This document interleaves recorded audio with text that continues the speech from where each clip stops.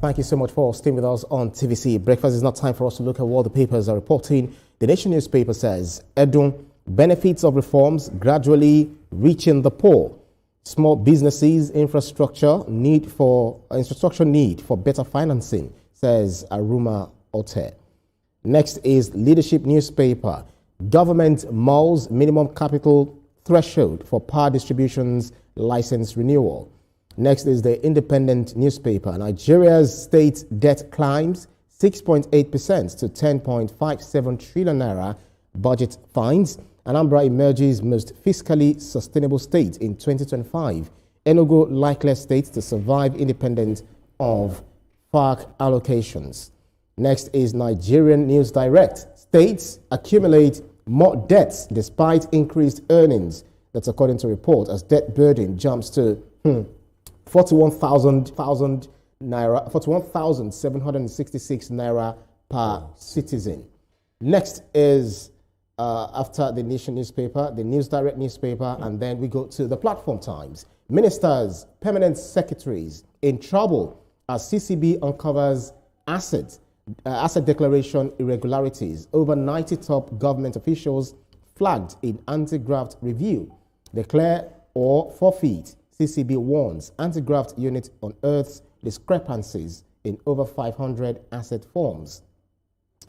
The Punch newspaper, Hurricane Tinubu, Taraba, Plateau, Adamawa governors face defection dilemma. Kefa's Mufswang's political realignment looms. Fintiri holds ground. Planned defection unsettles state APC leaders. Next is the Blueprint newspaper, Anambra Guba. INEC, security agencies plot against election riggers. Vote back. That's a counterplot. Now, the Daily Times, 45,000 police officers to secure Anambra governorship election. That's according to IGP. And the Hope newspaper, reps raise the alarm over terrorist threat to bomb National Assembly. Lawmakers push for new security directorates to safeguard parliament. And this Nigeria, US stings Soyinka with visa revocation. And Sport and Live, I want to play at the World Cup. That's Victor Osimhen vows to deliver for Eagles. We can't wait to see you do the magic on the pitch. Etoma, Ria, and Olamide. Looking at the Nation newspaper, Edun, that's the Minister of Budget, Minister of Finance and Budget. Oh, come on. Why am I doing this? Minister of Finance and Coordinating Minister of the Economy, that's Wale Edun, saying that small businesses, infrastructure need better financing. As Aruma is saying that, but he's saying the benefits of reforms are gradually trickling down to the poor. How do you approach it? I'm not sure you're not a poor man. How do you know? Are you in his pocket? Sorry, we wear suits and not ties and come to work, and you think we are billionaires. If you take it easy, man. A tie and a suit, you are not a poor man. Okay, let us look at. I will tilt towards Aruma Otep more than Wale Edun, because business is something where you want to achieve per day. As you go out to do business, you want to come back with good news every day, So the small businessman will say, well, how long are we going to wait for the gradual thing? Yes, the economic reforms that we're having is slowly getting to the common man. But small and medium scale businesses need speed. They need speed. So we should have some kind of arrangement where we can support those kind of businesses. I always say this anytime I have the opportunity. Yeah. They are the biggest employers of labor. So we just can't say because the policies are slowly reaching the common man, it should be the same for small and medium scale businesses. Ria, if you look, yesterday we talked about the APC national chairman, who criticized the governors for not doing enough for the people, for the citizenry to benefit from the governance, that the federal government is doing. Because the federal government is doing a whole lot, but we are not getting to see what the governments are doing, so much so that we enjoy what they do. First of all, Mr. Wale Edun, we're happy that he's back and he's healthy and he's doing good. So I just want to quickly start with that. But then again, I understand what he's saying when he says that reforms are coming. We're seeing these reforms, but at the end of the day, I've spoken about the fact that they're a bit slower, for the people that are selling on the street. And I always go grassroots. I talk about the market where women, I talk about the traders, and I know how they complain, about the things that they are going through. We understand the reforms, we see them in infrastructure, and we know that little by little it will get better. Yeah. But all we can pray for our small businesses is that this now moves, faster than we can imagine. I'll tell you what, we spoke about states yesterday, and what did I tell you? I said the federal government cannot do everything. We cannot put everything on them because it's going to be too heavy. And that's why we try to, shift, the workload to other people. Now, these people that we're shifting the workload to, we can only hope that, they take the work in their hands and they do it rightly, because people are complaining. In as much as, people are doing well, we still have people that are really going through it in this same Nigeria. Lamide, very quickly with your opening. I think when we look at these figures, when we see headlines like, the reforms, the economic reforms are finally reaching the poor, what we have right there is the basic dilemma of macro stability versus micro realities. And what that means is that the macros, the numbers are showing an improvement and the numbers seem good on paper, but like Ria rightly said, the reality on ground, the micro realities are not matching up. When an economy wants to succeed, what you see is that there is a I won't call it a disparity, but a closeness between the macro stability and the micro reality. The numbers must relate to reality, and that is what we want to see. Yeah, well, it's a matter of time, according to what it told us. That's the thing, matter of time. We just keep our fingers crossed. That's right. Let's move on to the Daily Independent, saying Nigeria state debt climbs 6.8% to 10.57 trillion naira. That's budget, saying that Anambra emerges most fiscally sustainable state in 2025. Enugu likely state to survive independence of FARC. We can see the Southeast, touting, saying that we are economically viable. Headline. I first said the question should be, what are they doing with the money? That should have been the headline. No, let's even get to. I just want to lump this up with the Nigerian News Direct, saying that states accumulate. That's at variance with the first one that I took. States accumulate more debts despite increased earnings. So Etoma, Ria, Olamide, you each are owing 41,766. As a citizen, that's your share. The last time I checked, you're also a citizen. Yeah, I don't know. Maybe owing that same amount. No, I'm not owing. It is funny that you have increased allocation, and we are recording a 6.8 something increase in debts from states. And, talking about Nigerian News Direct. Yes, let us be fair to the states. It's not all the states that are accumulating these debts. This is a general figure that they have given and spread it throughout the states. But those states that are really culpable, those states that are really owing, what reason do they have for it? Now the federal government has increased your allocation. In fact, when those allocations were increased, we were expecting to see a whole lot of things happening. But you also want to look at the other side.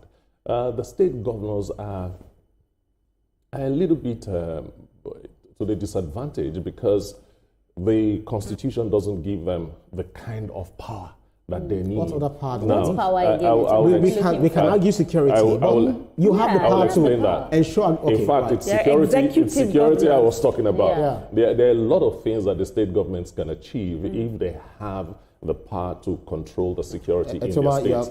However, you say I'm cutting them some slack. But at the end of the day, that they are because we have states that are doing well. Their financial fortunes have really increased. We have states that are doing really well. We cannot even lie. But so why are these states that are not doing well? Why are they? What are they doing wrong? That's the question that should be asked. If the monies have been increased, why are we still owing like this? We say we use some of them for infrastructure and all that. Some of those infrastructure we do not even see. But let's even say that you use it for that. Why are they still owing this much money? And like we said earlier on, you cannot put everything on the federal government. I was reading about it, and they said speculation. Some of these states are, that are really owing. We have Kaduna there, we have Rivers, we have Lagos that we are in, we have Cross River, So you wonder, what are these monies being used for? We see those infrastructures sometimes, but at the end of the day, is it even matching? I want to put this in some context. Recall that last week we took the story about how they want to create 6 more states. That's 6 more governors. I want to ask, how can the allocation of a state be more than the debt? How can the debt of a state be more than the allocation? That is absolutely unacceptable. The numbers are not adding up. So the thing is, borrowing is not even a problem. What you're using this, this money for, and how will you pay back? That's even the thing. What you're using it for and how you'll pay back. Another thing, before you say I'm cutting them some slack again, another thing is that a lot of these debts are inherited. You understand? And, any governor comes in, the governor wants to stamp his name. That's why we have a lot of governors doing projects that really do not benefit the people, but score political points. But at the end of the day, that's not how it's supposed to be. You are there for the people. Platform Times is next. Ministers, permanent secretaries in trouble as CCB uncovers asset declaration irregularities. Over 90 top of government officials flagged in anti-graft review, declare or forfeit. CCB warns anti-graft unit unearths discrepancies in over 500 asset forms. People lie a lot. They can lie. Ibrahim, why you emphasize the lying? People lie a lot. Credentials, they lie about it. What's it called? How much they have in their account, they lie about it. But Ibrahim, will you tell me how much you really have in your account? No, I'm not running for political office. No, but even if you, I think that sometimes nobody will tell anybody how much you really have in your account. Let's be honest. That's not true. That's not true. Let's be honest. You know what is? I will tell you what is in my account, but not on TV. Because I'm not running for office, and I'm not mandated to do that. Yeah. You're not even mandated to tell her on or off air. Exactly. You're supposed to be incorruptible. One, you're supposed to be transparent because you want to represent the entire Nigerian nation. You see, these are the things that are causing the trust deficit that the people have on the government. Nigerians do not trust government officials as much. And little things like this, is this little? No, it's not little, because it's perjury, it's lies. Let's call it the way it is. It is lies. At the end of the day, the whole thing makes the average Nigerian not to trust the government. However, I want to say this. The body language of the president is what is bringing these things out. That's right. Yes. We see institutions doing their job the way it should be done. CCB has always been there, and people have always been telling lies about their assets and so on. And why is it strong now? Why are they doing their jobs stronger? Why are they being more assertive now? They are creating. What I'll say is. No, you can go ahead. Go ahead. As a person that you want to hold a public office, you have to be transparent. If I was going to hold a public office, I would declare my assets and say what I have. Of course, now I wouldn't do it because I'm not trying to do anything like that. But I feel like because we've done this for a lot of times, people do not now trust the government again. That's why when a government official comes out and tells you he doesn't have money, there's one, I will not mention his name, that came out and say he doesn't have anything. Nobody believes because it's hard for them to believe because oftentimes they do not say the truth. But normally, if you are vying for office, we need to know what's in your account before you even get to office, that when you are leaving, we can scrutinize you. Civil servants.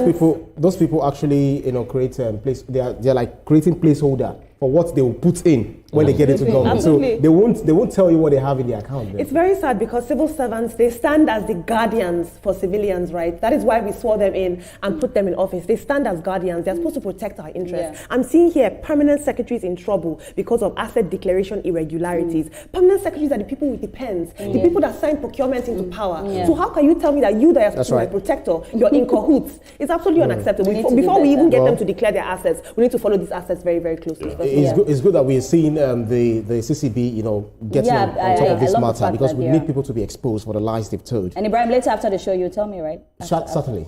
And if it's not enough than what you want to see, she's not going to let this go, Ibrahim. You credit the account. Is that a deal? Deal. Great. All right then. So 2026 World Cup playoff. I want to play at the World Cup. That's Victor Osimhen. Vows to deliver for Eagles because we must attend. We must be present at this World Cup. I'm not sure whether Osimhen had played World Cup before. And then the guy is doing so well. After 50 matches that he's played, it's called Ibrahim, whenever you talk about Osimhen, you need to say our Messi because whenever you say Osimhen, you need to add that tagline. Osimhen is just our Messi, the best player that you can find on the pitch any day, anytime. Yeah. Right. So that's about it for the newspapers up for review. And I guess the match is November the 13th. So we can't wait to see that against Gabon. I'll predict again. Don't worry. Let's get there. That's about it for the newspapers up for review. Still to come on TVC Breakfast. In what ways can women's reproductive rights be protected? Join us after the break for this conversation.